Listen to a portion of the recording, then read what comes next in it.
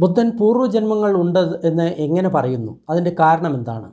നമ്മൾക്ക് പല സൂത്രങ്ങളിലും കാണാം, ബുദ്ധൻ 4 ധ്യാനം ചെയ്തതിന് ശേഷം രാത്രിയുടെ ആദ്യ യാമത്തിൽ തൻ്റെ മനസ്സിനെ പൂർവ്വജന്മങ്ങളിലേക്ക് സമർപ്പിക്കുന്നു. അതായത് പൂർവ്വജന്മങ്ങളെ ഓർക്കാൻ ശ്രമിക്കുന്നു.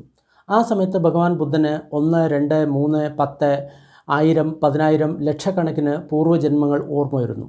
അതായത് ഓരോ ജന്മത്തിലും ഏത് കുലത്തിലാണ് ജനിച്ചത്, എന്താണ് വേഷം, എന്തായിരുന്നു ഭക്ഷണം, ഏത് രീതിയിലായിരുന്നു സുഖദുഃഖങ്ങൾ അനുഭവിച്ചത് എന്നുള്ളതെല്ലാം ഓർമ്മ വരുന്നു. അതിനുശേഷം പിന്നീട് മരിച്ചു, പിന്നീട് വേറൊരു സ്ഥലത്ത് ജനിച്ചിരുന്ന സമയത്ത് ആ സമയത്ത് സ്വന്തം കുലം എന്തായിരുന്നു, ഭക്ഷണം എന്തായിരുന്നു, ഏത് രീതിയിലാണ് സുഖദുഃഖങ്ങൾ അനുഭവിച്ചത് അത് ഓർമ്മ വരുന്നു. പിന്നീട് അവിടെ നിന്ന് മരിച്ചു, വീണ്ടും അടുത്ത ജന്മത്തിൽ അങ്ങനെ ബുദ്ധൻ ലക്ഷക്കണക്കിന് കോടിക്കണക്കിന് പൂർവ്വജന്മങ്ങളെ ഓർക്കുന്നു.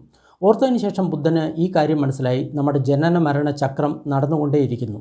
അങ്ങനെയാണ് ഭഗവാൻ ബുദ്ധൻ ഈ ഒരു കർമ്മസിദ്ധാന്തം രൂപീകരിക്കുന്നത്.